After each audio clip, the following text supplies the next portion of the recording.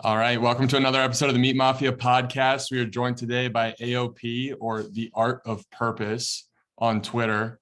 AOP, what is going on? What is going on, guys? Thank you for having me on today. Appreciate being here with you. Looking forward to talking to you today.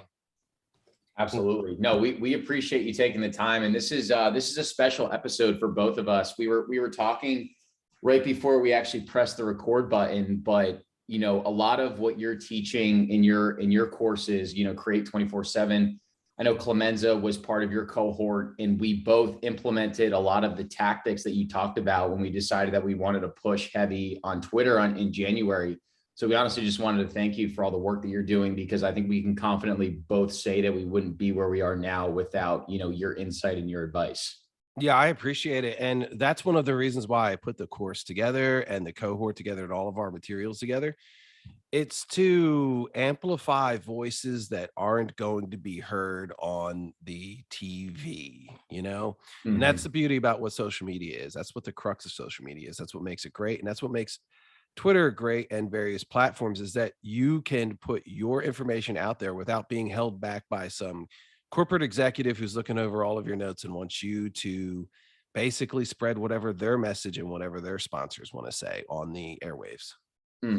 Yeah. Yeah, it's pretty amazing, because I just remember getting in touch with a lot of people who are sharing a similar path to me, like had a bunch of good ideas, but needed the infrastructure that you could provide and teaching that you could provide to actually organize their thoughts, get them out more efficiently and effectively.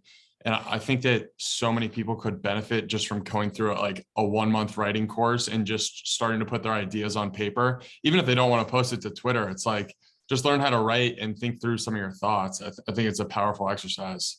Writing is a weapon, and it's going to make you a clearer, better thinker, because it's basically the process of organizing your thoughts. Right. 100%. In AOP, you used to be a teacher, right? I taught public school for 20 years. I was a band director. Wow. How much of that played into what you're doing today with Create 24/7? I think a lot of it played into what I do today. Some people will go, AOP, you're not a marketer. You're not this, I'm not a marketer. I'm a teacher. I taught for 20 years in the classroom. I had great success in the classroom. And, one day I lost my classroom all during COVID, pretty much. COVID hit and everybody was doing like this stay at home teaching, but you can't teach band at home, right? How are you going to teach somebody to play trombone over this, a Zoom call? It's absolutely ridiculous. So I lost my classroom, and I was just like, you know what? I have a lot to say. I'm just going to start a Twitter account and see what happens. I was a consumer for a long time on Twitter, but one day I wanted to just produce content. And so I went out there and started writing and started growing my account and started paying attention to all of the analytics that, I was wondering why I was growing so well. Almost, I was like, whoa, this is crazy. I want to pay attention to what's working, and I'm going to teach other people how to do it. So I put together a course, and I think my background as a teacher has helped me so much, because a lot of marketers are interested in just selling. I'm interested in you actually learning. I'm interested in you actually being able to take the information that I teach and be able to apply it and put it out there into the world. That is my motivation. And it definitely comes through, because I remember the materials that you give out as part of your course, they're so thorough to the point where it's like, you can just tell that it's like some people are playing chess and some people are playing checkers and you guys are playing chess. Cause you go even as deep to like give you different types of tweets, what type of engagement those tweets will give you. It was just a different level of detail where Clemenza and I were sitting back and we're like, okay, if we want to do this the right way, we really need to be very intentional about how we're utilizing Twitter. So that definitely comes through. Did you find, like, in the earlier stages, were you just doing things that kind of like intuitively made sense to you and they started working, or did you like learn from someone else to really develop this skill set? Just curious about that. Oh, that's a really good question right there. The only book that I read, and it's not really a course, was Ed Lattimore's Engagement is the New Cocaine. That's it. Like, that's all I took before I started. And I didn't take any of those Twitter courses, and I don't really consider mine a Twitter course, because I didn't want to learn smoke and mirror tactics. I wanted to create writing that was so interesting that people were going to be like, I have to share that with other people. So that's why I took Ed's engagement as the new cocaine. That appealed to me. As what you were saying with what Create 24/7 does, mastery comes when you get the results that you can predict and know are going to be happening. So whenever I write a tweet, I pay so close to attention to the analytics that I know like certain tweets are going to generate profile visits, certain tweets are going to generate likes, certain tweets are going to generate retweets and get people talking about you and and go viral, right? And they're going to get attention to your profile and people are going to be clicking on them. Certain tweets are just going to get impressions, and they're all different kinds of tweets. And some tweets are going to get you true fans. Like when you put threads out there that are so valuable and hard to, you're so good that they have to notice you, and they're going to start creating true fans for you. So true mastery comes when not only you could write a good tweet that does well, but you can get the type of tweet out there into the world, and then you already know what kind of result it's going to bring you before it happens. As you were talking about this a little bit before the call, but there's a lot of power in the ability to convey personality through your writing.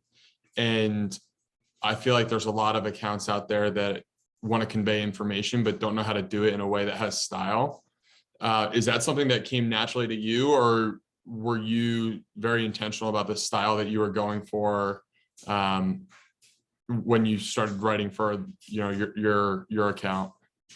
From day one, I wanted to have like my own distinct personality. So I hate to say this, I don't really consume a lot of Twitter content.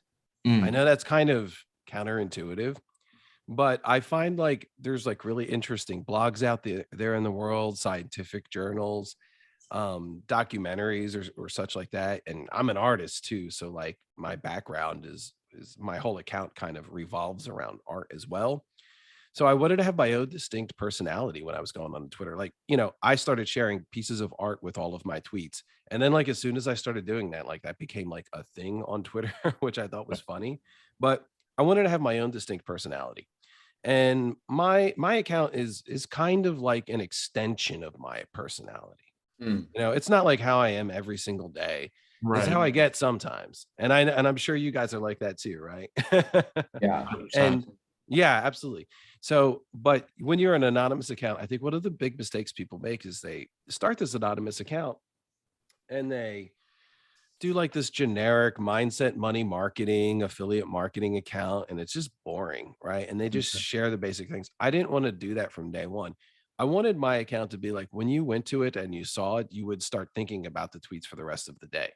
That was the ultimate goal. And it would like change the way that you think. So, yeah, again, from the beginning, I didn't really read a lot of other people's Twitter content. I just paid attention to what works, and I tried to build up some those kind of relationship with my audience through having a unique account from day one. AOP, so you're at a point now where even since I think when I started, when Clemenza started, when he shared your profile with me, I forget how long ago it was. It wasn't that long ago. I think you maybe had December, maybe. Yeah, I think you had less than half of the followers you had now. Now you're up to 120K. Did you find, because for both of us, threads have been pretty core to us growing quickly. Did you find that threads were pretty key to you building those true fans that you talked about, or was there another approach that worked particularly well for you? Threads are the single most OP way to grow on Twitter. And, my first 3 months on Twitter, by the way, I started my account and I had never written a tweet before in my life. Like, like I'm a bit of a boomer, I guess. It's like, okay, I didn't even know what a retweet was. I knew nothing about Twitter when I started my account on day one, literally zero. And my first 3 months, it took me 3 months to get my first 1,000 followers, which is kind of slow, especially for somebody who's known for growing on Twitter. But what changed was I started to write threads, and I wrote my first thread. And this was before threads were popular, guys. Like, threads were not very popular on Twitter. I wrote a thread, something like, 21 mental models that helped make me a millionaire. And it was just all of these ideas that I had as I became a millionaire. and all of the things that I put in practice is the way I prepared my mind to become one.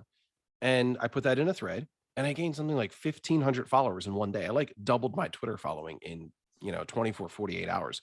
And I was like, whoa, I think, and I was talking to JK Molina. He's a good friend of mine. I was like, this is crazy. These threads are so overpowered. I'm going to write one like once or twice a week, and I'm going to see what happens. And I grew my account from 1,000 to 10,000 in, I would say about 8 weeks. And it was incredible. It was absolutely incredible. And so I went from, it took me like 3 months to get to 1,000, but then my next about 8 weeks to get to 10. And from there, I was like, okay, I got to about 15,000. So I was like, I'll write a Twitter guide. I was, working at the time, and I was like, I'll put out a Twitter guide. I'll make it real cheap. And I put out a guide, and it was basically teaching people how to create content for Twitter from there. And it did very well. Yeah, it's one thing when you start seeing the traction happen and you start seeing the growth, I feel like it really does compel you to write more. Do you think, I'm sure there are people out there who have great ideas, but they just end up giving up too soon, or don't have like the motivations to continue going. For you, that longer period of growth, like what kept you in it? Were you just kind of like experimenting and wanting to get better at it and knowing that this was a long-term play no matter what? Or, what was really keeping you in it to keep you motivated?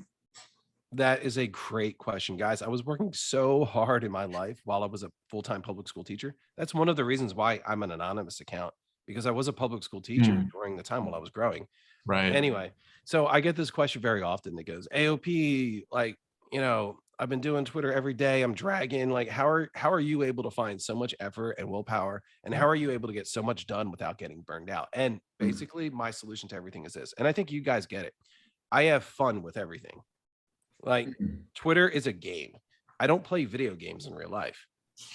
I don't watch Netflix. I don't watch any of that garbage. What entertains me is success.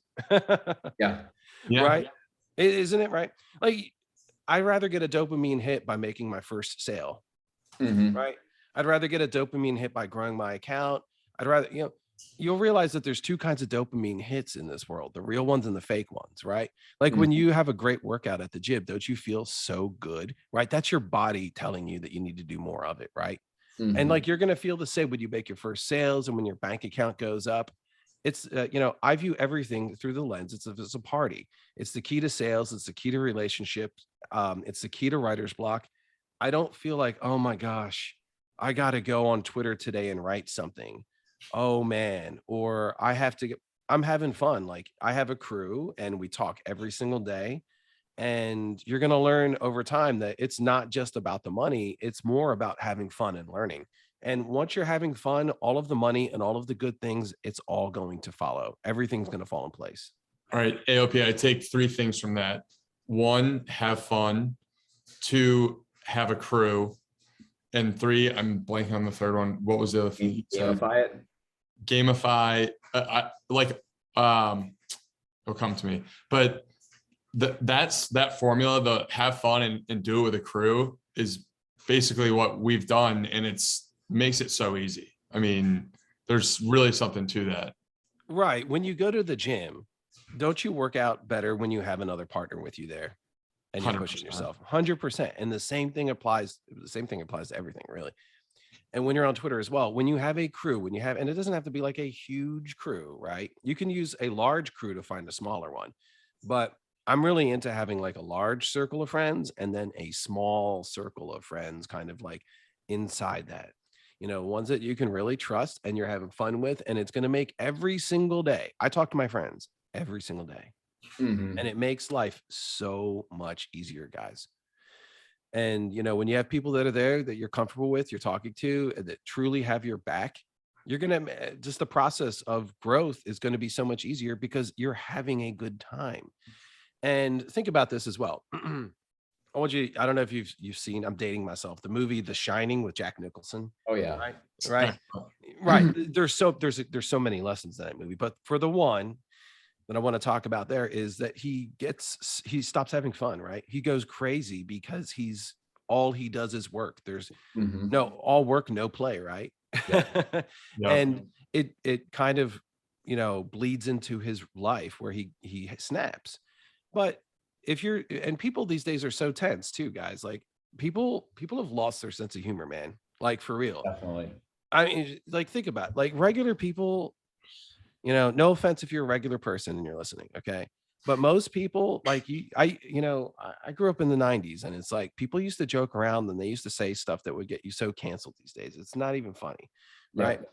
And but people were cool, like with like it's okay. It's like, well, I don't know if that's progress because people lost their sense of humor and they lost the ability to what really they did is they lost the ability to you know make fun of themselves almost in a way, right? Like you have to be able to laugh at yourself. Like if somebody comes hard at you, you got to be like, ah, that's funny, right? Like, you know, but Yes. people are so tense these days, guys, and they forget, right? The key to being creative is having fun, right? Mhm. And if you want to be creative, you need to be interesting, right? Yes. Interesting people are creative. Interesting people are having fun. If you're not interesting, nobody's going to care about you. Right? Mhm. So it's Mhm. all blends together, having fun, being creative, being interesting. Those are the ways to get people's attention, especially on social media. And if you don't have any of those ingredients, nobody's going to be caring about what you're doing because you have to be exciting. Excitement is the key to attraction. Mhm. That's such a good point. And Clemenza, I forget who we were talking to. I think one of the best pieces of advice I've ever, oh, you know what? We had on AOP, we had on Tucker Max, and he was talking about just the ability, like he was saying from my outsider perspective, I think what's made you guys successful is like just how niche it is that you guys are like 27, 28, and all you guys are doing is writing about like meat and farming. He's like, there's not really any other people that are your age that are interested into that stuff. And it just made me think more about, I think what's helped make us successful in these few months is like we've almost been leaning into our weirdness and the stuff that we're passionate about. And I'm starting to get a lot of questions from people that have seen our Twitter growth and they're like, well, you know, how do I grow? I was like, well, you have to start writing threads. And they're like, well, what do I write a thread about? I'm like, well, what are you passionate about? What is like there's probably one thing that makes you very unique that you know more than other people on, like write about that. You would be surprised how valuable that is. Because I'm at a point now where I see a lot of people that will send me their early threads and they'll ask for engagement or retweets or something like that. And they spend all this time writing it, and then maybe it doesn't do well and they give up after a couple threads. And it's like, that's you're missing the entire point. It's like, you have to just keep writing. You need to keep building that identity. I think something with you is it like, seems like you have a great daily writing practice where you're able to just turn those into banger tweets and banger threads. So you're not putting all this pressure on yourself to just deliver on a particular thread because every day you're still going back and creating and you have a plethora of content. So I know I just threw a bunch of different themes and topics at you, but my brain is kind of spinning because there's just, you know, there's so much good stuff that you're preaching right now. So I'm going to tell you pretty much every high performer that I know is eccentric in some way. Okay. Mhm. So what you said there about the weirdness, I think it's a good thing to appreciate and lean into it, especially on social media. The last thing that you should ever want to do is be normal. Yeah. Okay. That's pretty much it. So what was your question, man? I got sidetracked for a second. Yeah, no, I was commenting on the leaning into your weirdness, which is huge. But I think for you, I would love to just know, how do you think about just like structuring your writing practice every day? Because you put out so much content. How do you approach that? Okay, so I mean, I've written so much content at this point where I hate to say this, it goes a little bit on autopilot. I am going to sit down and write a thread today, but I will share with you what I did, especially during my growth stage. Okay. Mhm. I mean, I'm at the point now where I can just pretty much fire away. Yeah. But a lot of people, there's a process to get there. So what I did when I was working my 9 to 5 is I would, and I have a son, I would wake up at 5 in the morning before anybody was up and I would start writing. Hmm. And I would wake up at 5. I would write. I would go to like really interesting blogs, platforms that I would go to. I didn't really spend that much time on Twitter. The only reason I would be on Twitter is to see what was working on Twitter. Okay, that is the one thing that I would look at. Like, oh, these are the type of tweets that are going viral. Oh, these are the type of tweets that are being successful. I think it's important to pay attention to that. But and then I would write. If you don't know what to do, if you're having a writer's block, what you really need to do is just force yourself to get comfortable with the process of being creative. And I stole this from James Altucher. It's in my course. It's you should be able to write 10 tweets per day. Like literally sit down and write 10 tweets per day. I don't know what, write something. Sit down and do it. If you don't know what to, if you're a beginner, the point is that you need to get comfortable with the process of being creative. And if you're not comfortable with that, if you're like if you've never written before and you're struggling to get that first tweet down, you just have to sit down and go do it. Mhm. All right. And then the other thing that you need to do is you need to overall it's an awareness thing. Okay. This is why I'm not at the point where I don't really have to do that anymore. Your general awareness needs to develop when it comes to writing. Everything is already right in front of you. You just haven't realized it. Okay. And what I mean by this is, you know, all right, 1 second. I'm actually gonna pull up. Well, my point is everything's already in front of you, right? Everybody has a unique life with their unique experiences, with everything that they've done. You just have to figure out the words to put out there to convey it to everyone else. So develop your awareness. I always have my device with me, or a device with me, or some kind of note writing. If you don't want to carry a device, carry a notebook with you. Whenever you have an idea, you need to get into the habit of writing it down immediately. Mhm. All right. So if you're at the park and you're going for a walk, write it down. I came up with the ideas of writing 101 ways, which is all my Twitter templates and discussion about my Twitter templates. I did that while I was mowing the lawn. Okay. I was mowing the lawn. I was like, get my phone out, write it down. Whenever you have a great idea, you have to get in the habit of writing it down immediately. Because if you change routes or if you go on to something else, you may have lost the thought. You're going to be like kicking yourself. Oh man, I thought of this really great tweet. I thought of this really great idea, but I didn't write it down. I feel absolutely terrible about it. So what you It's need the to worst do, feeling ever.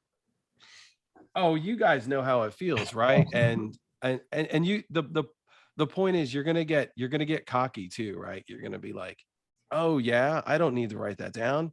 I've gotten so many great tweets out onto the timeline. I'm so in tune. But if you don't write things down, you're gonna really, really, really miss out on a lot of your best ideas. Because some of your best ideas are like when you're in the zone and your mind is like wandering and you're like out in the park or you're doing something. Usually when you're doing something, write it down. Right. Anyway, what you need to do is you need to focus on a lot of what you're consuming, right?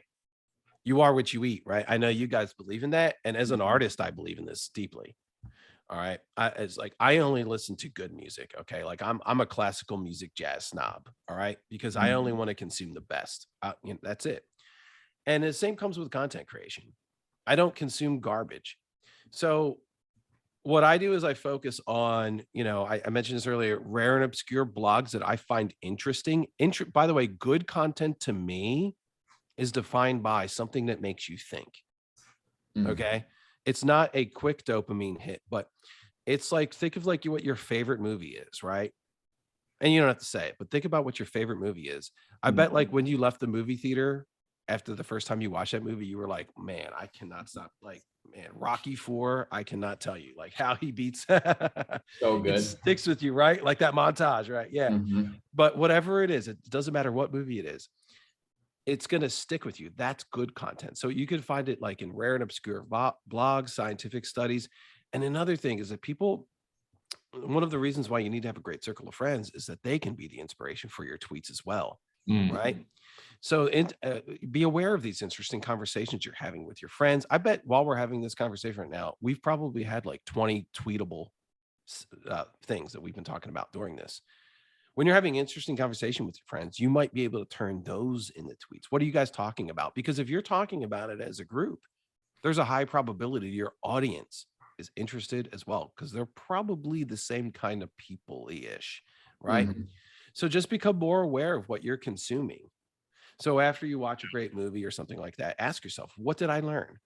Mm. Right? Ask yourself these questions. What did I learn? I- What did I agree or disagree with it? Can I summarize it into one sentence? And the process of doing that itself is not only going to help you retain information, it's going to make you a better content creator. The goal is to become more aware. Mm-hmm. I think that's a point worth emphasizing. It's something I'm trying to get better at. Like, as I read a book, how can I read each chapter and each page so that if there is like a phrase or a nice piece in the book that I can come back to and know exactly where it is. And then at the end of all of it, like put this into my own words so that I can speak about it later. Like that's something that I hadn't really done since college or high school. And like, if you're not practicing it on a regular basis, you lose it. And so I'm really trying to focus on that artful form of like, when you consume something, you need to kind of recreate it in your own way so that it sticks with you. I think it's just worth emphasizing that point. Right. I'm absolutely with it. And it's kind of a way of you being able to process all of that information. Right. Mm-hmm. You're just becoming more aware of what you just read when you write it down and when you can put it into, distill it into one thought. Yeah, 100%. AOP, something that you do, you and Eddie Kwan, your partner in crime, do is you put together these incredible Twitter spaces. And I would say that I've gone to 10 plus. I would probably attend over 10 of them since I started Twitter and trying to grow. How important or have Twitter spaces been for you, just building, kind of building that loyal, true fan base that you talked about? And maybe just like, how can people think about incorporating Twitter spaces into their own growth? I think that's a great, great question. And I mentioned that threads are OP, right? But Twitter spaces, I think, are even more OP. And I think I almost need to make a guide on Twitter spaces. Guys, I've had Twitter spaces where I've made thousands of dollars on them and gained, I mean, give me a break. They're unbelievable, guys. And nobody's using these Twitter spaces. They're a growth hack and they're a money hack, especially if you have a great offer. So these Twitter spaces, this is what you got to do. I'm going to give you like a little primer for Twitter. By the way, you guys need to start doing Twitter spaces. We all need to start doing a lot. We need to do a lot more because we'd love to talk. And it's one of those things where it's like, you get pulled in all these different directions, but there's no excuse. It's like you and Eddie have your set block where you do it every single week. It's like, we need to just start doing the same thing, but go ahead. Yeah, well, it's going to help you guys keep a consistent schedule, and your audience is going to start being able to anticipate when they are. Like, people will come to me and go, so we do Twitter spaces every single Monday at 10 a.m. Eastern Standard Time. All right. So, I mean, pick a time, make it consistent. Maybe you do like Wednesday nights. I don't know. Or Friday nights with the Meat Mafia. Who knows? Whatever's going to work with you guys in your schedule. I have people like message me going, oh, I set a reminder on my phone every single Monday to go to your spaces, which I find like is unbelievable. My last space that had 300 people at it. Wow. And the key to doing this is you need to have, pick one consistent, one actionable piece of advice that you're going to give to you, or one topic. Okay. Like, people will do these spaces and it's like, they're very vague on what the point of it is. Right. So what was the name of my last spaces? I'm going to actually take a look at what I title my space. I'm very conscious on what I title my spaces because I want, when somebody sees it, to know exactly what they're going to get. And this was probably one of my biggest spaces of all time. It was how to network and make friends on Twitter. Right. And I started it off by talking about like how Twitter is actually a networking site. And I gave him all of these tips. Eddie and I went through, and other people in masterclass hopped up on stage with me, and we all gave tips to everyone on how to network, DM, approach people, make friends, and build relationships with people on this platform, because that's the biggest benefit of this platform is forming that circle. And you guys have realized that too. And so that's what you need to do with your spaces. Get a scheduled time, give one piece of very actionable advice. So with like Meat Mafia, you could talk about like the 7 foods that are killing you in the grocery store or something like that. Right? Or like, something that'll help people, like what to shop for at, Kroger or whatever those stores are, give people something that's actionable. And then at the end of it, and this is the other whiff that people have, is they do these spaces, but with every great email or every spaces that you have, at the end, you need to have people going somewhere. So at the end of your spaces, bring a call to action to, let's say, your email list. You don't have an offer. Let's just say you have an email list. Yeah. Hey, you want to learn more? Every single Monday morning, I give out tips, tricks, and strategies to help you live a more healthier life. Sign up for my email list and subscribe, and, for all the news and events that we're doing. So that would be really good. Like, have something that people need to go to. So whenever we're doing CPP, right? Because we do it every 3 months, Create, Publish, Profit is CPP. It's our cohort that we do. Mhm. We'll do spaces right before that are extremely beneficial to people who are, they tie into the offer. So it could be something like the outrageous benefits of leaving your 9 to 5 behind. So that will get a lot of people who are like me, right? Who a year ago were still working a 9 to 5. And we talk about, Eddie and I, all of the benefits of working for yourself. And then at the end of it, you give them the how. Okay. So, and this is the same with emails and spaces. You can give some actionable advice, but you can't give everything away if you want to make money from it. If you want to monetize from it, at the end, you're going to have to say, this is how you can accomplish the rest. That's one of the keys to monetization. Yeah. But you have to give enough. You have to give enough in the space. You have to give enough, though, that people are feeling good about it. Right. Yeah. So you got to know that balance. Yeah, it's definitely a delicate balance that I feel like, anyone who's putting stuff out there of value, like at the beginning, you're going through this growth phase. So you basically are like selling everything out. You're giving away everything for free. And then you kind of have to hone it in and really start to put together things that make sense, and just get better at the information that you're giving out. Make sure that you're giving out stuff that's actually useful to people. But, at a certain point, you need to say, hey, this is where the value is in our newsletter or whatever it is. I think that's definitely a valuable point. AOP, you said that the Twitter spaces have been a great place for you to network. I feel like we've noticed the same thing, where it's like you almost get this real, like I've noticed when we've done a Twitter space, there's been a handful of people who have come up and spoken that I didn't know before. And then immediately afterwards, the next like 3 weeks, they're highly interactive on all of my stuff. And so I think that there's definitely something to that, where it's like, if you're looking to build a community, looking to build a brand, the Twitter spaces is just the best place to do it in a meaningful way. Like, you probably need to be at a certain level of growth. Is that something that you think about? Like, do you need to be at a certain level of followers to really start engaging or creating your own Twitter spaces? So you need to have, I believe, as of right now, you need to have at least 600 followers on Twitter. Okay. To actually start a spaces. Now I know, first world problems, we don't have to worry about stuff like that. Okay. But if you're not there, you're going to have to get yourself to at least 600 followers.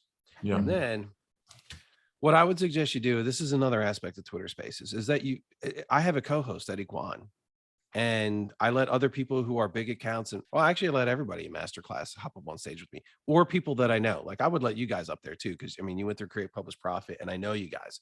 I don't let random strangers on the stage with me. Okay. That's all I'm. Yeah. You got to be careful who you let up on there. Yeah. Or it's going to turn into a terrible spaces. Okay. So be very hyper aware who you let on stage with you. Let them on stage. Now, here's the point. You got to think about how spaces work. Have a co-host with you. Of course, you two guys could do this, obviously, but you could have some of your other friends on there as well.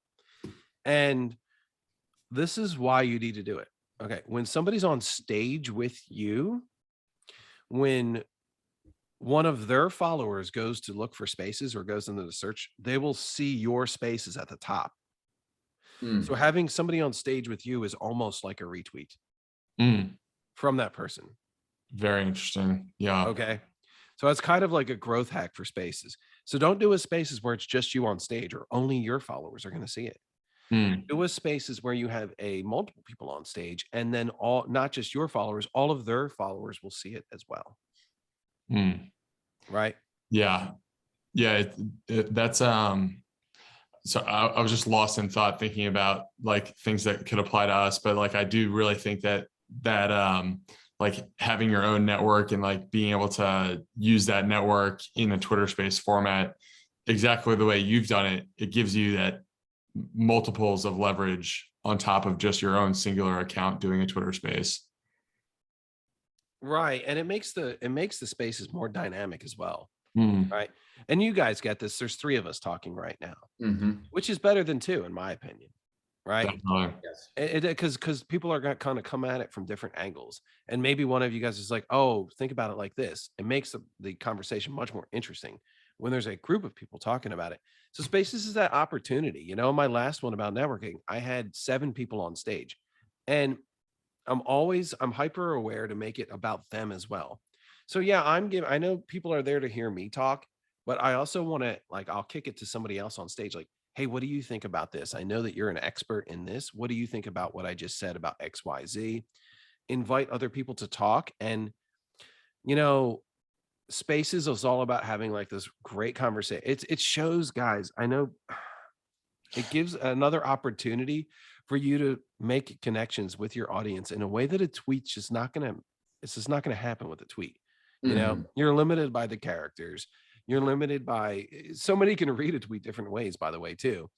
When you get up on stage, people are going to see a much different part of your personality. Mhm. As Twitter Spaces is just unbelievable, awesome thing. And I think it's the future of Twitter, really. I can see video, kind of like a Zoom type thing going on there, where you can have conversations with some of the biggest, smartest people in the world. Everybody talks together. It's going to be a beautiful thing, really. Yeah, it's such a good point. And I think that's kind of like we've talked about this before, how like being in a non-account, there's kind of this like delicate dance you almost have to do where it's like there are definitely a group of people like yourself, Solbra, et cetera, where it's like the proof is in the pudding. You can tell that you guys are legit. You know, Twitter Spaces give you the ability to really speak. And like after hearing you speak for the first 30 seconds, it's like, all right, this guy really knows his shit.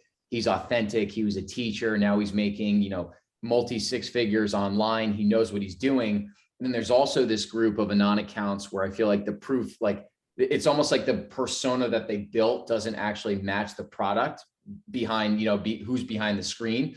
So that's where the podcasting has been great for us, because it actually gives people a chance to like see our faces and listen to what we're speaking about and make the decision for themselves on, hey, do these guys actually know what they're talking about? But we found the same thing is also true with the Twitter Spaces, where people can say, oh, you know, this is the Meat Mafia can actually speak to telling me how to grocery shop or speak to some of the science behind nutrition. I think it's been really helpful for both of us building our just genuine brand credibility. So I totally agree with everything that you're saying. Absolutely. You're not just going to wake up one day and start selling and making money on Twitter. Yeah. Yeah. I think some people get this like, all I need to do is make a Twitter account and grow it a few thousand followers, and the money's just going to start rolling in. Mhm. And yeah, I mean, you might make a couple bucks. Okay. But if you're going for like that real money that is going to help you leave your 9 to 5, you have to make real connections with people, and you have to do it constantly. One of the biggest keys to sales I mentioned was excitement, but the other key to making sales online is authenticity. Mm. Right. And that's why those spaces are so important, because I'll get up there and I talked about networking. Right. And I hate the term networking. I call it making friends. Okay. Right. And I talk about networking. I talk about networking for 90 minutes. And so many people are just like, whoa, I never thought of it like that. But I could have written a thread about it. Right. But it hits so much harder when they hear your voice and they hear you behind it. They hear the person behind it, and they're asking questions as well. It's one Mhm. thing that I do is they may not be able to hop up on stage with me, but what I will say, I'll give a call to action. I'll say, click on my profile picture and send me a direct message. I will answer your questions for everyone. Yes. And so, yeah, I'm not going to let some random person hop up on stage, but I will let them send me a message, and I will answer it for them and give them actionable advice. And every time you do that, you make a true fan right there. It's Yeah. like, whoa, that's really cool. Like, he took time to answer my question. People are so appreciative of that. And I get messages in my inbox constantly about how much fire we bring to the Twitter Spaces, Mhm. you know? Yes. So that's what it's all about. So I can put out, you know, what they call a platitude onto my timeline, and I can get 1,000 likes on it, which is nice, right? It's okay to write one of those every now and then. But Twitter Spaces is so much deeper connections. And if you're looking to sell offers online or sell offers on Twitter, you need to start doing that. It's essential. Yeah. I love the DMs, DM the questions, because it gave me a flashback. I think I DM'd you a question when I was hopping in on one of your Twitter Spaces in January, and just being able to actually engage with you. Like, you almost create the illusion of like, hey, you need to connect with me through my DMs. And like, that's like, you can't just come up on stage. You're like, you are creating value by not letting random people come up on stage. Yeah, the first time I did a spaces, and I do these spaces every week. We've done we've done them for over a year now. We've been doing them since spaces were almost, well, like a month, like a month. Yeah. Oh yeah. Yeah. By the way, all of my spaces, the library of all of our spaces is on masterclass247.com. So like we actually let people get access to all of our spaces as well, and webinars that we've done. So yeah, the first spaces that we did, I did one and all these people were requested to talk. And what do? Yeah, well, you guys know because you have these big accounts. So you get, I'm sure, like some of these terrible DMs from people that are like, give me money, right? Or retweet my post or do this now. It's like, I have no clue who you are. And I did that one time. My first time I did a spaces, I had these people come on and they're like, we want to talk about the injustices right now that are in, I don't even know. Like it had nothing to do with what our spaces was about. And they like hijacked the microphone for like 3 minutes. And afterwards I talked to Eddie and I was like, that's never going to happen again. The only people we're going to let on stage is the people that we know that we actually have relationships with, because you're right. It's all about the audience. 90% of the people that are listening, they're going to be like, why is this person hijacking this microphone? I'm going to stop listening. Like people are going to leave. Right. And so, yeah, always be thinking about your audience when you're hosting these spaces. Oh my God. So Harrison put together we did the Meat Mafia. We did the 7 days of action, basically teaching people how to build a repeatable blueprint of success for their health in 7 days, because we just think that the diet and fitness industry just drastically overcomplicates this stuff. I love it. And I think you remember this. One of the last days we opened the mics up for questions. And there was a question, I don't know, it was like, it must have been like a 14-year-old kid or something like that. It was literally so bad. It was like talking about like smoking marijuana or something like that. It was literally so bad. I'm like, do I even acknowledge? I think I just ignored the question altogether and just moved on to the next person. But I was like, all right, we're just not going to open the mics up anymore because it was terrible. I mean, I am not surprised by that. All you need is that one time. Yeah. And you know what? I bet it didn't take very long too. I bet it was like the second or third person that you put up on stage. Yes. And yeah, it's unbelievable.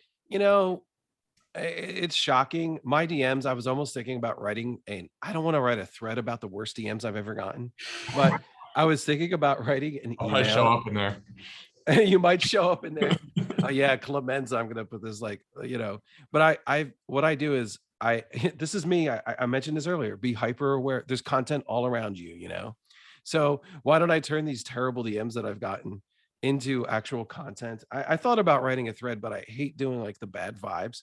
But I'll get all of these threads that are just like, hey, would you mind sending me? I have them all on my page. Would you mind sending me $160,000 for collateral? My funds are going to be used to be paying off an existing private property mortgage to renovate the property. And I get these DMs for people that are just like, oh my gosh, just absolute retweet my post. I have 0 followers, LOL. Like, who cares?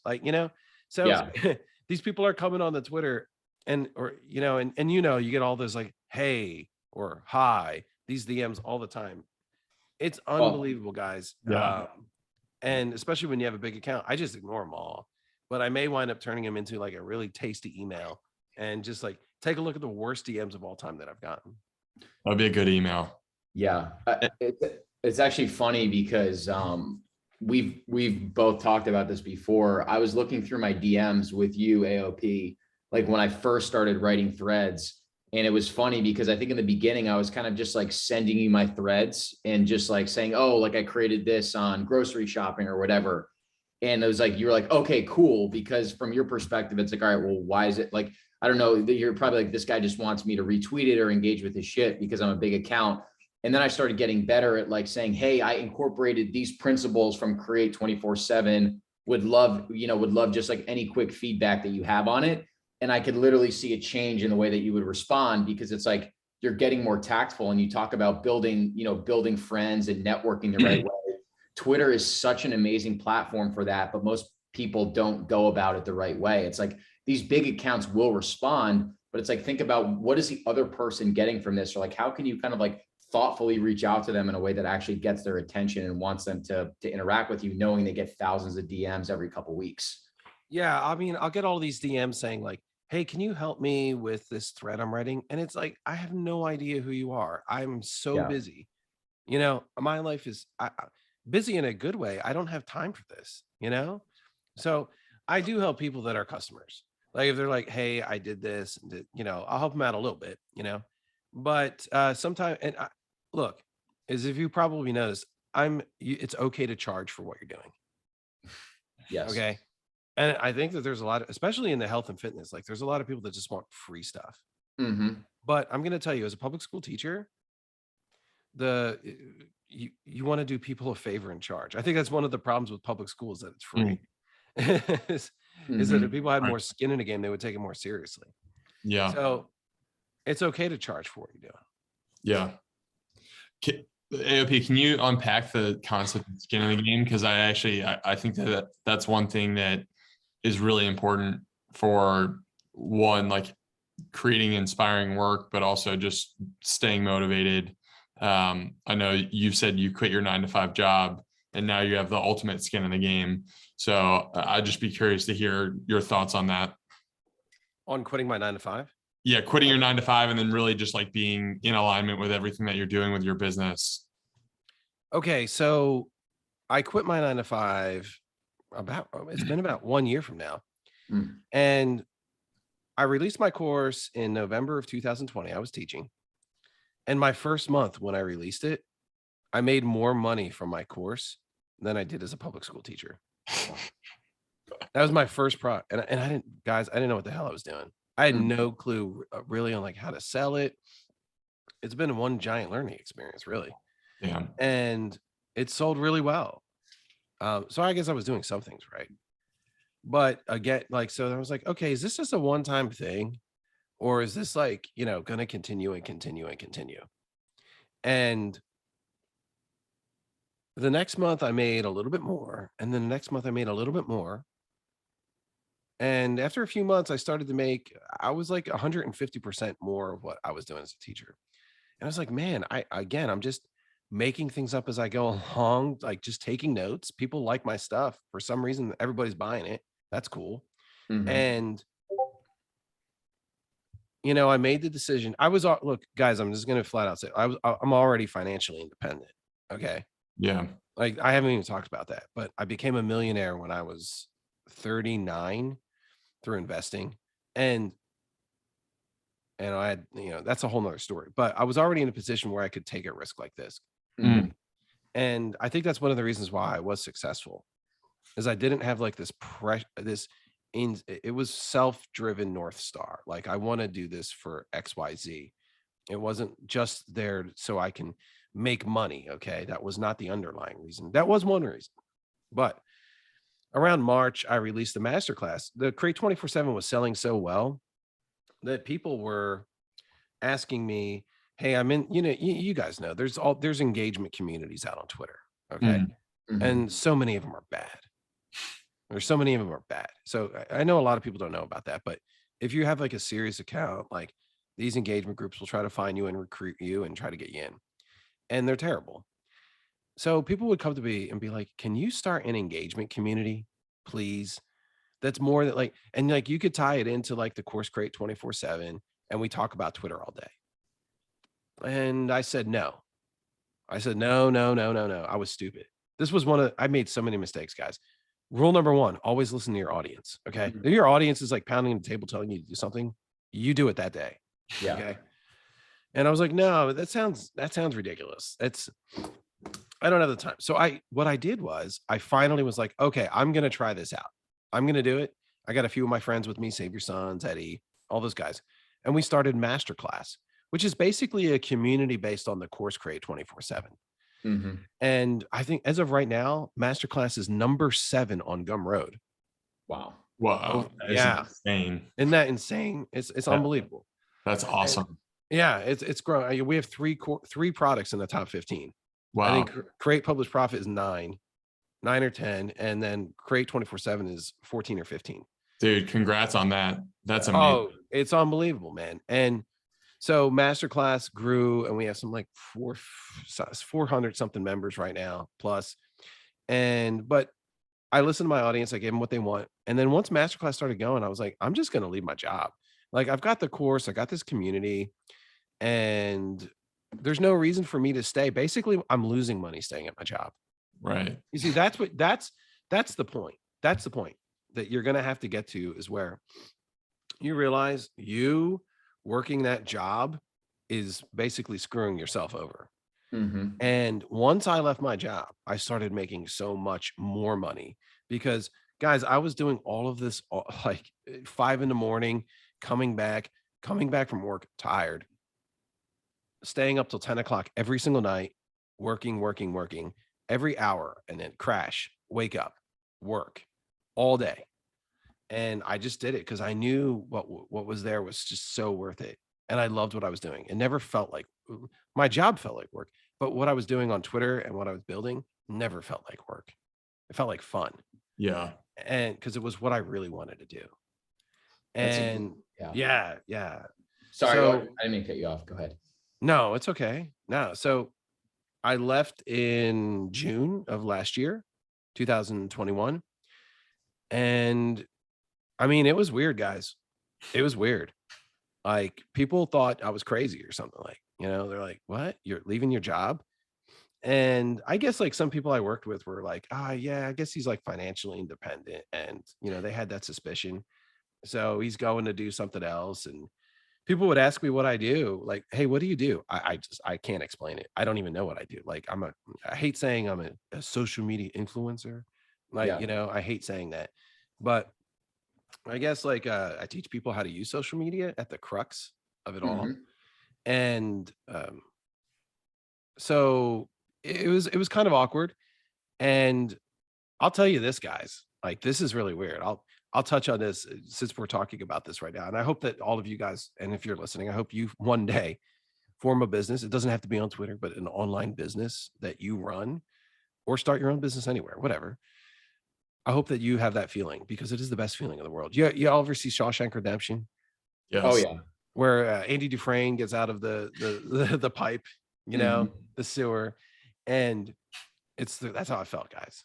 It's the greatest feeling in the world, and I hope you all feel that as well. I thought I would still talk to a lot of the people that were like I used to teach with in public school. It's so weird. They're like still in their own lives, and this is one thing. And the people that I talk to every single day, I mean, I talk to you guys more than them. It's just so bizarre. I talk to my friends every single day on Twitter and social media, and spend time with family. But all those people, those coworkers that I used to work with, I hardly talk to them at all. And it's so bizarre that you think you're 9 to 5. Guys, I had this really rude awakening my last year teaching. We had another teacher who had a brain aneurysm in the classroom, and he instantly died. And they didn't send out an email. They didn't send out anything. It was like, that's it. And, that happened in December of 2020. And I was like, so I've put out those tweets. Your employer does not care about you. Yeah. And at the end of the day, like, you're pretty much a number on the payroll. And, there was no GoFundMe. There was no anything. Like, I donated money to his family because I was like, but I was kind of like a little, I don't know. I was kind of a little disgusted, to be honest with you. Yeah. Because it's just so, I don't know. There's no human aspect to it. You know what I mean? It's terrible. There's like no compassion or empathy at all in that relationship. Right. To me, it was so bizarre. And I don't know. I think about that a lot. And, your employer looks at you basically as a resource. And they're looking to get the most out of you. And I realize that as well. And that's one of the reasons why so many of those guys don't even, I hardly ever talk to them. It's like, they could learn a lot. I'm sorry. Like, they're begging people to go to their schools. I mean, they could learn a lot from me. I could reframe their message like instantly. but they would rather, you know, and a lot of the people in your jobs, they're going to have a crab in the barrel mentality. I think I'm using the right words. Yeah. You know, how it's like, you know, when they see you starting to do well in life, they're gonna like, you know, it could be some people might have this great 9 to 5. Okay. You're kind of like in the 1 or 2%, y'all. Okay. Most people is like when you're going to start making improvements in your life, other people are going to notice, and then they're going to start making comments about it.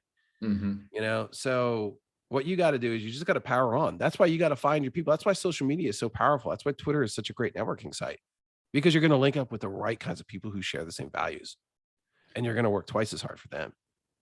You feel like you feel like you're injected with energy. I saw you tweeted this the other day. I have it pulled up because I thought it was so good. You said, my first year as a teacher, income $51,000, hours per week 80, stressed and struggling to pay bills. My first year with an online business, income 250,000, hours per week 36, refreshed, happy, and exciting. Ignore the haters and just keep building.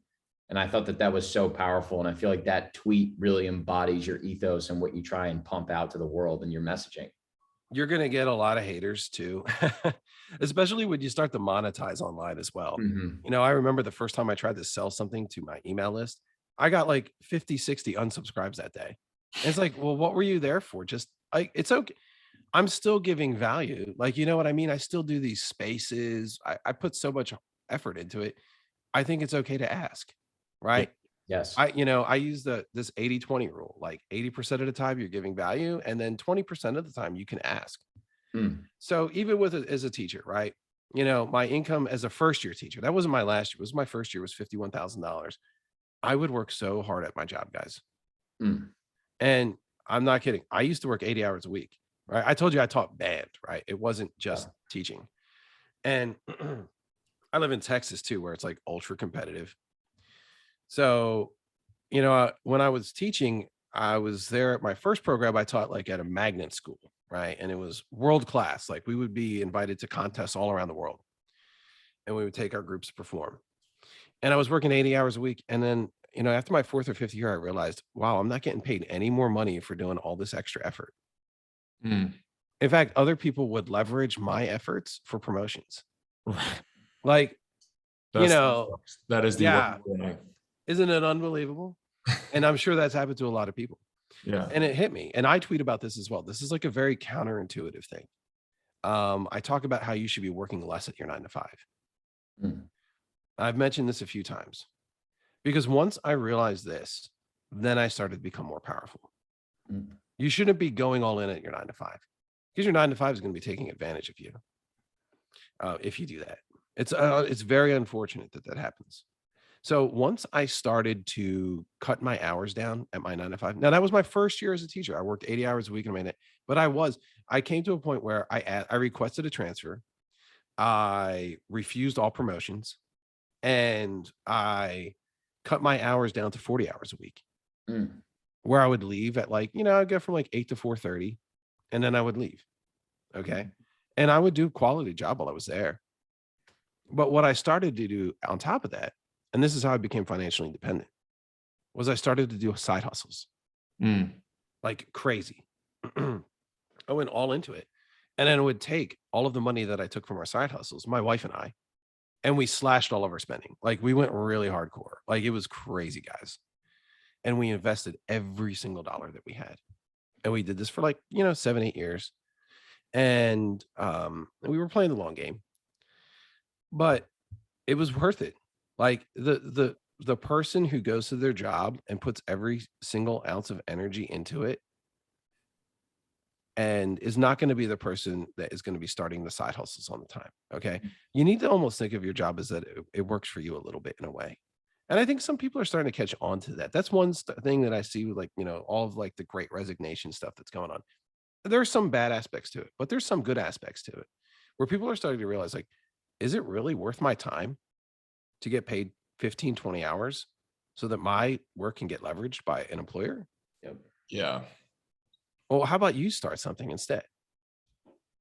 You know, I think the modern age is we're at such a great inflection point where you can really hold I want to be careful how I say this, but like hold your employer accountable, because you can, as you did, start these side hustles and create other forms of income for yourself that really, if it comes down to it, like you do have other options to go start and grow another business, or, you know, start something online that is that 10 hours a week that you initially put in can over time be something that is actually substantial.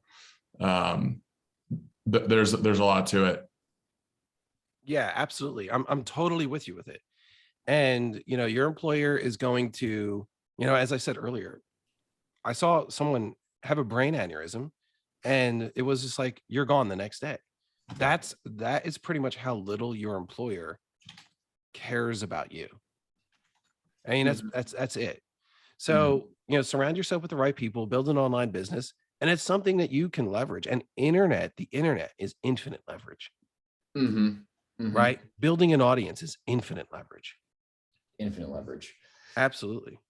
And those mental models, AOP, are so important too, because I think when you're going through this phase of identifying that you want to monetize online, but you've only worked a 9 to 5 your entire corporate career, there may be almost like a phase of just guilt or uncertainty because you're no longer investing the same energy and output that you were before. So I think just understanding, look, that there's this whole other path that's available to you out there.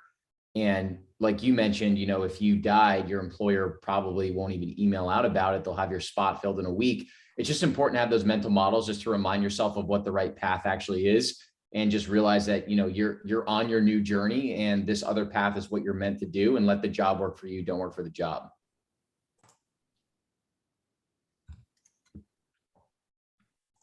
All right. Yeah. So what you guys want to do is, I think Naval said it best, was that you're not going to get wealthy from working a 9 to 5. And I know some people like, yeah, you could take all the money that you have and you can invest it in the stock market and have like a nice 401k and all those things. But you're not going to get rich from that. Okay. You ultimately, and then some people are okay with that. They're okay with just working for, you know, 20, 30 years, giving everything they have to it. But you're capable of so much more than that. Right. There's more to life than money. And I'll tell you this, look, one of the reasons why I started my account, the day I became a millionaire, right? I worked so hard to become one, and I tracked my net worth. I used Mint and I tracked it. And in one day it hit 7 figures on the screen. And it was like the oddest feeling in the world. It felt like nothing happened. And I was like, okay, that's cool. I did it. And this is something that I've been working for 7 years. And it didn't really feel great. It felt like, okay, well, now what? And you know what the lesson was? There's more to life than just getting money. Okay. Money's a tool. All right. And then it kind of like hit me. It's like, okay, I've set myself up. Now I can do something with this. And the next day I started my account at Creation 24/7. The next day. That's when I started it. So I'll tell you what gave me the Andy Dufresne feeling? Me quitting my 9 to 5. Right. It wasn't the act of actually hitting 7 figures. It was the act of quitting my job. That's when I felt free. And you're saying that feeling of freedom had more value than you actually seeing the $1 million in your bank account. Just like being able to own your own time, essentially. Pretty much. Yeah. Yeah. Because what you do, it's more like I know a lot of guys, there's these movements out there like the FIRE movement and the retirement early movement. And they're okay. Like, it's nice to know in there, like you can go into that and you can learn how money works. Right. Right. But your life shouldn't revolve around that. Like, you shouldn't be sacrificing what you really want to do in life so that you can save a few bucks. Yeah. Okay. Or you may have bigger aspirations. And one of my historical mentors is someone named Seneca, right? And Seneca was someone who was wealthy, and he was like a Renaissance man, right? He was a banker. He was somebody who wrote plays. He was an artist, and he was wealthy, but he could have gone off and he could have done anything he wanted to in life. But what did he do? He worked his way up so that he could become Nero's right-hand man, Mm. because he recognized the problems of the time. And he wasn't like, I'm going to run away from it with my money and get off the grid. I know a lot of people think that get off the grid is very sexy. And I get it. Like, sometimes I feel that way too. I'm not going to lie.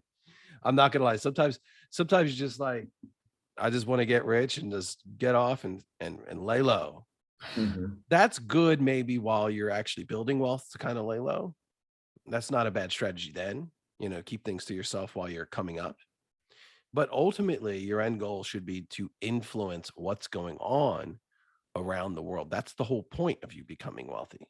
Mm. And some people just forget it. They all just think it's all about these digits on a screen, Interesting. right? It's more than that, right? Where do you get that perspective from? Is that from Seneca, that you think, once you get that sort of wealth and power, then you can kind of start to use that to shape what's happening in the world? Yeah, absolutely. Seneca, he didn't sit at home all day counting money, right? Yeah. Did he sit Right. there counting Yeah. his coins? He lived for more than money. Mm. He was somebody who used his status and he used his wealth to influence the world around him, Yeah. which he had some kind of purpose to him. Mm. Okay. That was living for money is not having a purpose. Right. And that's one of the reasons why I started this account. It's like, I was gonna say, does this play into your name? yeah, absolutely. Yeah, because literally the next day I sat down and, I made the decision that, this was going to be more. This was a start, right? That's the thing, is like when you hit a certain financial number or you feel good about where you are in your finances, then you commit yourself to building a better future for the world around you, Mm. right? Yes. And so many people, they think like, hey, I'm gonna get the money and I'm gonna get the Lambos and I'm gonna get the Rolex, whatever, man. You know Yeah. what? That's fine. And hey, look, there's nothing wrong with buying stuff for fun. I'm not here to tell you that. But if that's the whole reason for you getting money, all you are is just going to be like living for the next thing, right? Mm. Like think like you ever see Scarface, Tony Montana? Oh Yes. yeah. First you get the money, then you get you know what I mean? But that kind of mindset becomes so unfulfilling. It And that really is. ultimately leads to his downfall, right? The world or everything, the world. So he has like that. The world is everything in the world is yours or something like that. But you're constantly, that's constant consumption, right? Mhm. Mhm. And what I wanted to do is it ties into the creation part, creation 24/7, right? It's about committing yourself to build a better future for the world, sharing beauty and sharing ideas. And that was the concept behind my account when I put it on Twitter, because I felt unfulfilled by just chasing money. And you will, Mm. right? Just chasing material goods. All you are is going to just keep buying more stuff. Wow. Congratulations. And when somebody goes, wow, I bought this fancy cart, good. I can too, but I don't, right?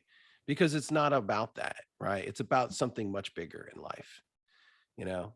Yeah.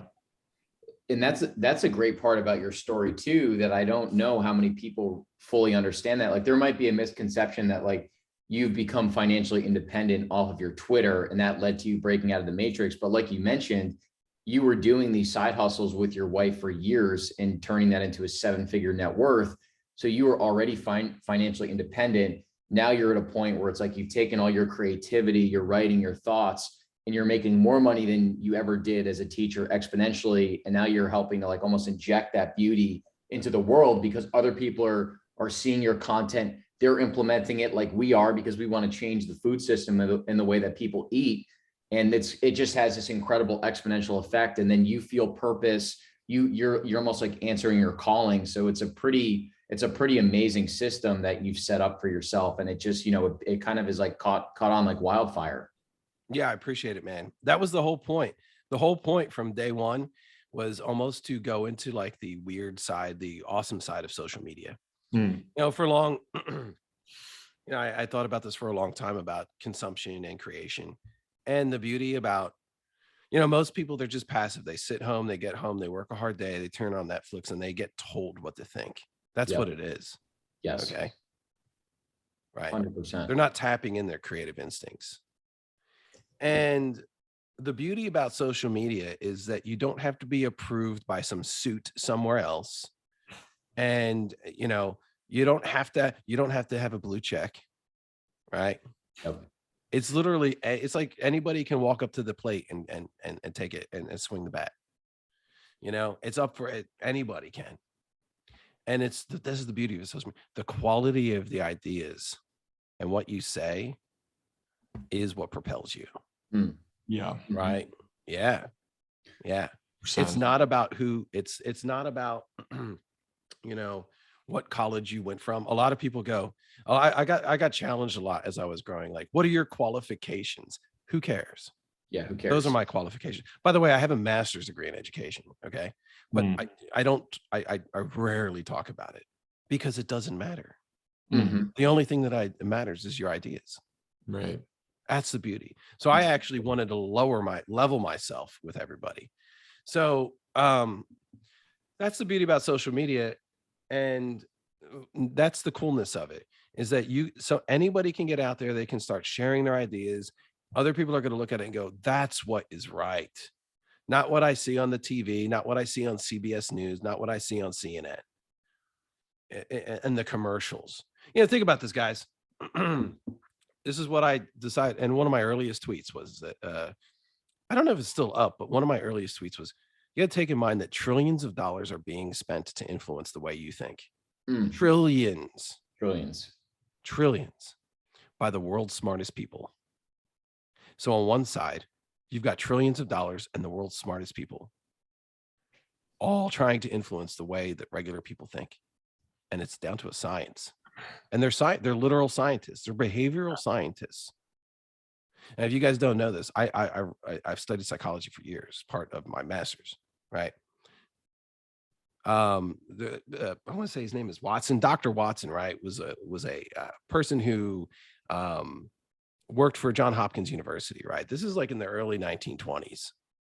And he conducted all of these kinds of experiments. And these behavioral scientists back in the day, they literally believed like you could take a person and shape them. Like you were a blank slate and they could get you to think whatever they wanted to.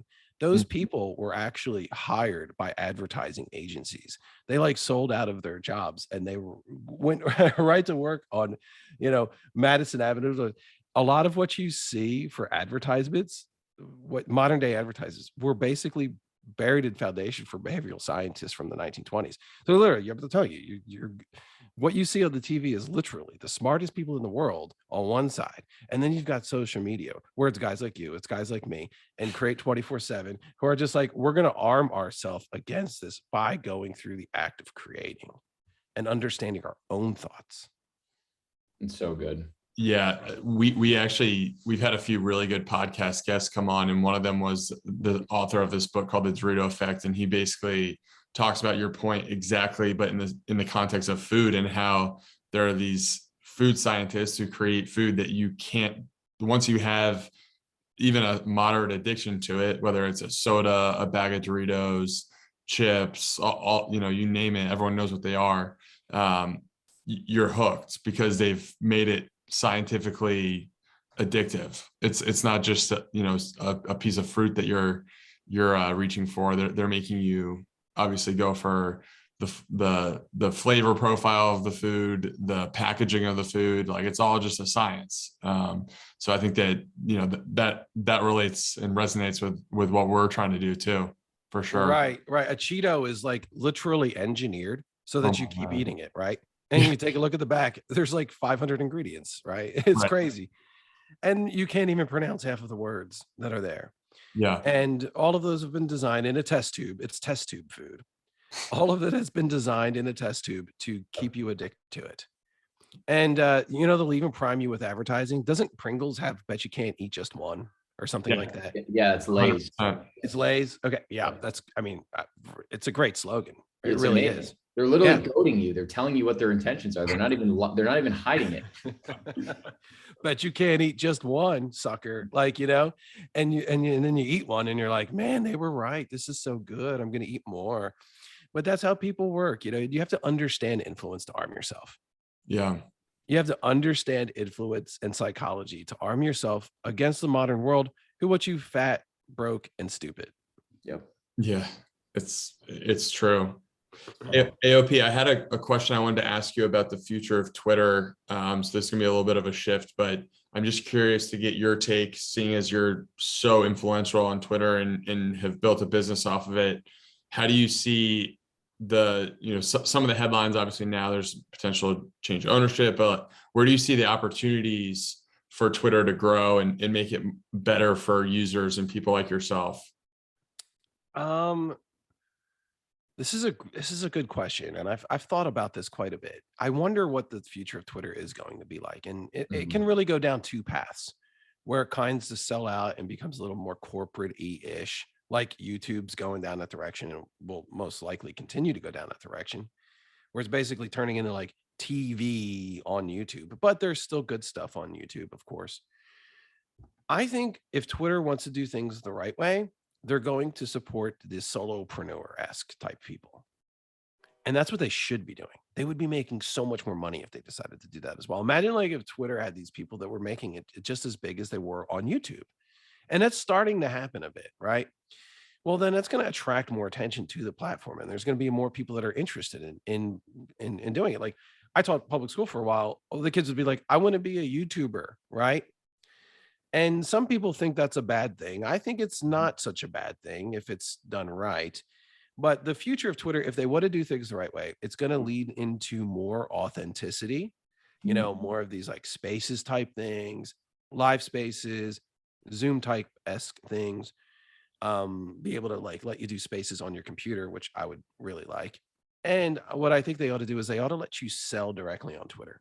And they should have like business verified accounts or something like that. You should get like a blue check. You go through some process, maybe a small interview, you pay a fee, right? I don't think there's anything wrong with charging for that. They would make money from this and they would sell from their platform and they could take a small cut, but there's no reason for why. Okay. So think about how ridiculous Twitter is, right? And I talk about this in Create. The way to monetize is you basically have to lead somewhere. You need to lead people elsewhere. You need to lead them to, you got to get them off the platform as quick as possible. Yeah. So you use Twitter, right? It's so stupid how Twitter is set up in that way. Yeah. Twitter should be doing everything to keep people there from a business perspective, but they don't. I have no clue why. And, you go on Twitter, you lead them to your email list. You maybe pitch them an offer, say, hey, I've got this guide coming out and people are interested in you and what you sell. So they buy it. Or, hey, like you said, you got that 7-day boot camp, which sounds dope, right? And you go to it but you have to have an email list first and then, or you use Twitter, but you're not selling it on Twitter. You're using Twitter traffic to sell it and it's housed somewhere else, which is nuts to me. So I think the future of Twitter is going to be more integration with like video, live events, webinars. And if they're smart, they're going to give opportunities for the solopreneur and allow you to start selling on the platform. I love it. So good. There's been so much, I mean, you've dropped so much knowledge in this podcast. I can't wait to actually release this and get feedback because a lot of our listeners are actively trying to grow their Twitter brand. For people that want to connect more with you, AOP, or maybe get involved in some of the courses or just materials that you've laid out, what's the best way for them to go about doing that? All you need to do is give me a follow on Twitter. It's at creation 24/7, at creation 247. Give me a follow. And from there, I believe in the show notes, there'll be a link to the course Create 24/7, which is a blueprint for how to grow your Twitter from day one. Like it's all of our strategies, tactics, everything that we've learned to use to grow our account over 119 something thousand followers as of right now, and how we use to monetize. So that course has sold around almost 2,000 copies. So check it out. Like if you want to learn how you grow your Twitter from day one and monetize and write content, all it shows you everything you need to do. It's like a catch all everything. It has everything you need to know. Check out the course. Go there or give me a follow on Twitter. Absolutely. I would, love to have you as one of my followers, man. Yeah. And it's so good. And everything you're saying is 100% genuine too, because literally when we started our Twitter accounts and Harrison joined the cohort, we had 20 followers each in January. And we've directly implemented a lot of the tactics that you and Eddie Kwan lay out there so brilliantly. And we're at over 80,000 Twitter followers between the two of us. And we're just friends. Like, this is just genuine feedback. Like, this stuff works if you follow it. And it's one of the best investments that we've both ever made. So, I mean, I think people should be running to join the group because it's worked so well for both of us. Absolutely. And, I mentioned this earlier, like kids have this intuitive sense to them when you're talking to kids and they're like, I want to be a YouTuber. What they're really saying is they want to have an audience. Mm-hmm. Okay. Because intuitively people understand is like, once you have an audience, you have people's attention. Yes. Right. And attention is everything. Okay. We talk about that one side, the trillions of dollars being spent. And then you talk about our side, which is like the solopreneur who's out there for good, out there to share these really great ideas.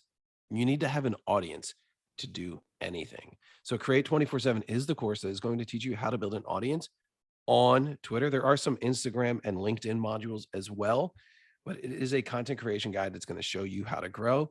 And if you want to build an audience, get the course. Unreal. Boom. Yeah, AOP, can't thank you enough for your time today, but also just kind of helping us along the way. And your course in January was definitely the foundation for us. So appreciate all you're doing, man. It's been, I know I stay in contact with people from that cohort. The work you're doing has just been very helpful for a lot of people. I'm sure you get the feedback all the time, but just wanted to say thanks for everything you're doing. Absolutely, guys. I appreciate you having me on, and love to talk to you anytime or reach out to me. And y'all have a good one, guys. Love it. Thanks, AOP. Thanks, AOP. Appreciate you.